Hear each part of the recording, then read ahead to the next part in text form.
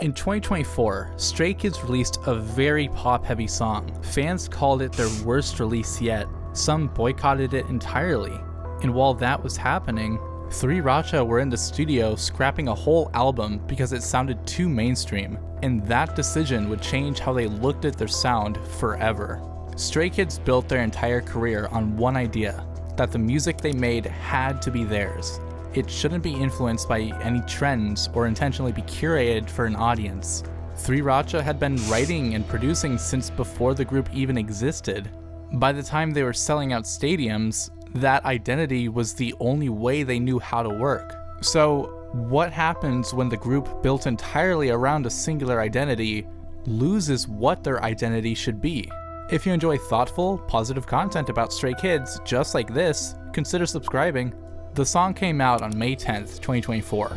Lose My Breath featured Charlie Puth, an American artist, and from the first few seconds, it was incredibly obvious it wasn't a usual Stray Kids song. However, that was the point. 3RACHA had met Puth at a song camp in the US, and what came of those sessions was a smooth, breathy R&B track built around restraint and space. Everything that usually made a Stray Kids song feel like a Stray Kids song was gone. Bang Chan knew it was different. It might not seem like a Stray Kids song, but in the end, it is our voices. Hyunjin framed it as proof they could step outside their usual lane and still deliver. When the song came out on May 10th, the reaction split the fandom in a massive way. A vocal portion pushed back hard. Streams of older music spiked, while the new release sat lower than expected. But the thing was, the group didn't love the song either. They called it a side quest. Likely some time before Lose My Breath released, 3RACHA were deep into building the album to follow up Rockstar. The direction leaned towards something more accessible, mainstream pop with just enough skiz in it to feel justified. But when they finally listened back to what they'd put together, none of it felt like them. 원래는 어떤 느낌이었냐면은 기존의 스트레이키즈 음악이 아닌 그냥 메인스트림에서 되게 많은 사람들한테 되게 익숙하고 좀 대중적인 팝이나 대중적인 음악에서 스트레이키즈 한 스푼을 넣으려고 했다면은 그런 음악들을 만들고 나서 보니까 이건 좀 뭔가 스트레이키즈가 아닌 것 같은 거죠. 저희를 좋아해 주시는 팬분들한테 그 기대에 못 미치는 음악들일 것 같았어요. 그래서 다시 시작을 해서 저희가 한 거는 They didn't scrap one song. They scrapped the whole direction and started over. What eventually became Chick Chick Boom felt lighter, but it maintained the same kind of energy that had defined their earlier title tracks. One song had originally divided everyone. The next pulled people back toward the center of what the group had always been. The night they stopped forcing the shape that didn't fit was the night the work started moving the way they needed to move. A year after 8, 3RACHA released Karma. The title track, Ceremony, blended EDM trap and baile funk, which wasn't something Stray Kids had done before. But the difference between Karma's experimentation and the music they'd scrapped during the 8 period wasn't really about the genre. When they were making the scrapped album, they were chasing something. When they made Ceremony, they knew exactly who they were making it as. Changbin talked about it simply, saying the album was meant to hold the positive karma of everything they'd built with Stay so far. They weren't reaching towards something new. It was simply a celebration of what was already there. However, Changbin had spent years being the member the others turned to when things felt heavy. He carried himself in practice the same way he carried himself on stage, direct and grounded. The one who didn't need extra explanation or softening. When he went quiet during a long rehearsal, some of the other members read it as anger. When he spoke plainly about what needed to happen next in formation, a few of them pulled back and waited for the moment to pass. Hyunjin took a comment the wrong way during a practice session and went quiet for days afterward, without saying a word about it.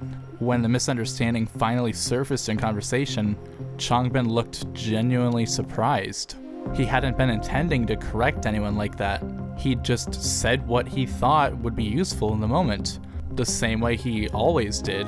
The gap between how he meant it and how it landed stayed with him longer than he expected. He constantly felt like he should be presenting himself in this tough and gritty way, when really it just wasn't working for him. During the survival show, When Felix was eliminated, that habit broke in front of everyone in the room. Changbin had walked into the elimination round still wearing the version of himself he'd shown since the beginning, the dark, intense rapper who didn't need to soften anything for anyone. Then Felix got sent home, and none of it held together. His face changed before he could stop it.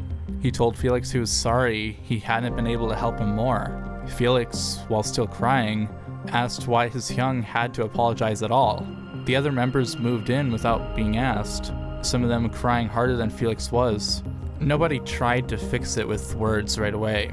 They just stayed close until the moment passed enough to move.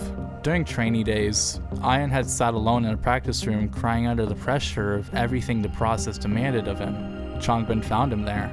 He didn't make a speech or try to fix it with the right words. He just stayed in the room until the crying slowed, and Ian later said that presence became one of the reasons he kept going when the days felt too long. Both versions of Changbin existed at the same time. The one whose directness created distance he didn't intend, and the one who sat with someone on one of their hardest days and didn't leave until it passed. He had no idea both things were happening simultaneously. He was trying to show an emotionless, dark side of himself when really the exact opposite was coming through. The members who were pulling back from him in practice and the ones he was showing up for in empty rooms were the same people, experiencing completely different versions of him. Changbin wrote Streetlight about exactly that split. The song describes a streetlight left burning for everyone who passes, no matter what it costs to keep the light on.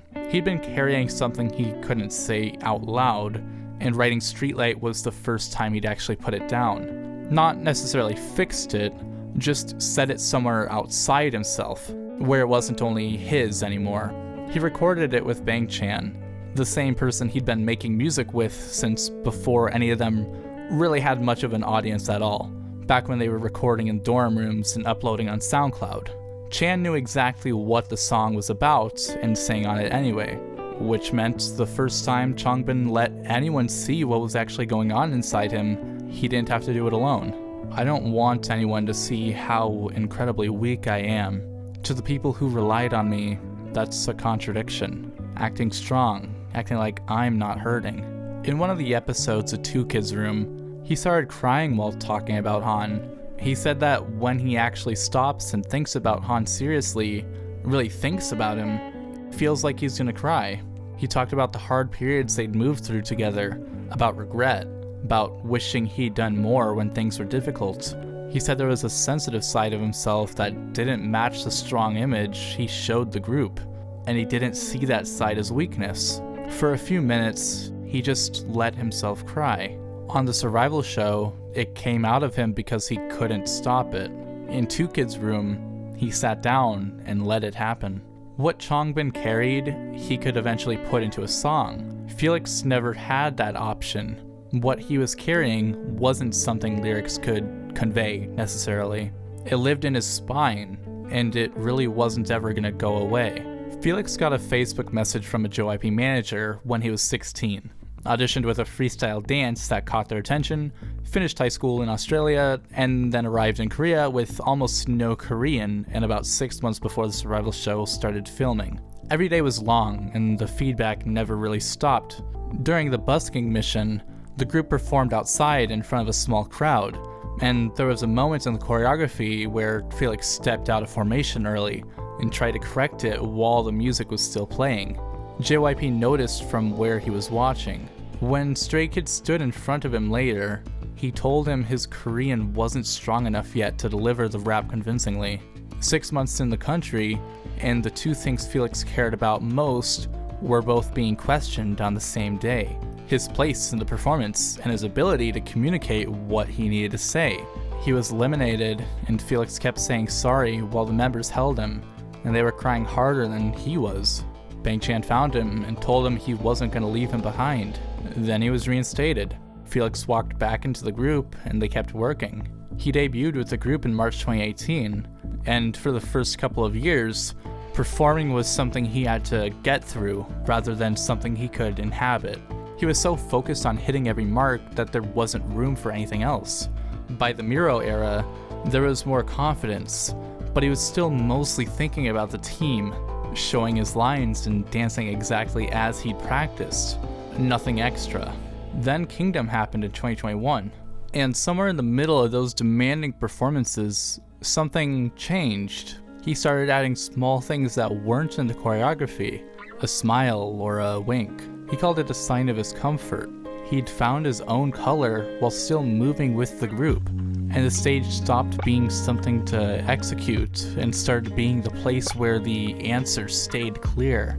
There are definitely times where, I did feel like I was losing a sense of who I am, of who I was, and it did hit me, why am I really here? Why am I still doing it? I did so many things to find that answer, and I think it was really hard to find it, and I was lost.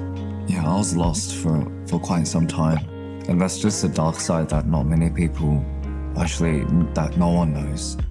The problem with finding your answer in something is that you'll do almost anything to protect it.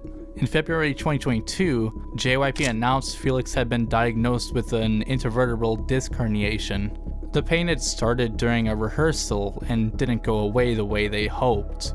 During Maniac promotions that spring, Felix would walk to the side of the stage whenever it wasn't his part, and stand there watching the others move through choreography he knew by heart, while Changbin and Han kept glancing over between their own sections, trying to catch his eye and pull a smile out of him. Hyunjin had said before the comeback that he knew Felix would feel the sadness of not being able to give 100%. Felix managed a few small smiles when Changbin made faces at him from across the stage, but anyone watching closely could see what it cost him to stay on his feet through the full set.